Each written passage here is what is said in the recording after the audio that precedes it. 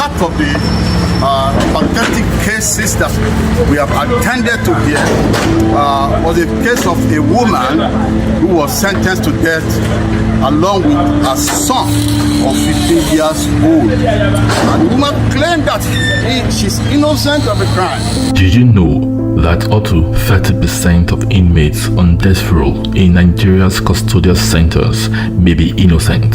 For everyone maintaining innocence of their conviction, there is some other sides of the stories which you may not know. The conversation between a female inmate on death row and Pastor Ezekiah Olujobi, the executive director for the Center for Justice, Mercy and Reconciliation, CJMR, could further support this point. The lady, whose name is Rashida, used to operate a brothel in Oduawa town in EKITI state, but at some point she was forcefully expelled by the king. However, after she left the town, the landlord of the house that she used for a brothel was found dead. She was traced down by the police and arrested together with her husband, her son, and her niece. They were all tried and sentenced to death. However, it turns out that they are parts of the story that were not brought out to the light in the course of the trial, and this dealt a fatal blow to their case. Here is a conversation between the executive director of CJMR and Rashidat.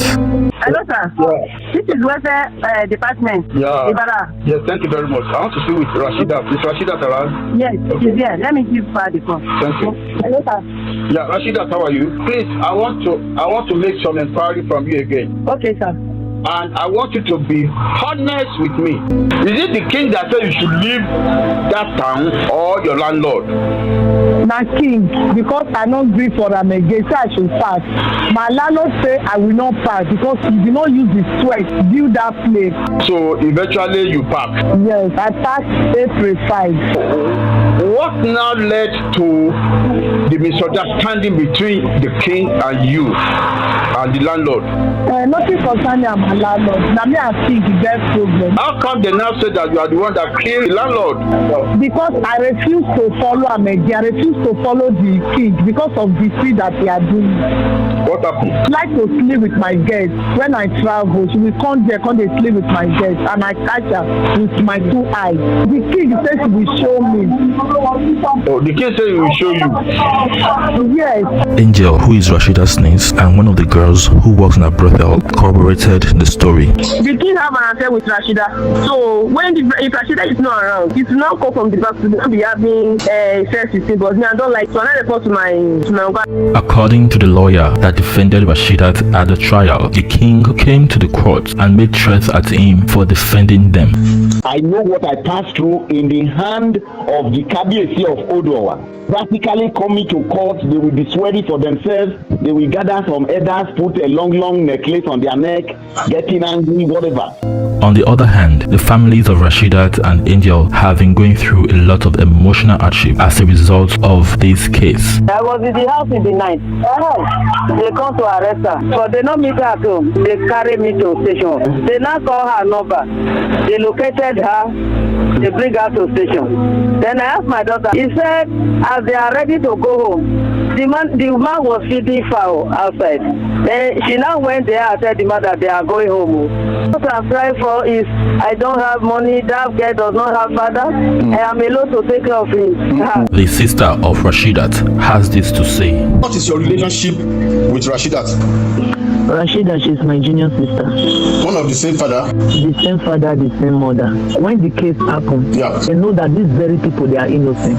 They just because I have nobody to call except this my living God. That's why they maltreat me like that. Even the lawyer, I take one lawyer. The lawyer was Yoruba man. When they close for court, the lawyer will go hug the people. I take another lawyer from Ekboma. So that lawyer now come tell me, say those people, they come to him and warn him to stay away from the case, that they will kill 4 of them. Now we grandchildren, I remain.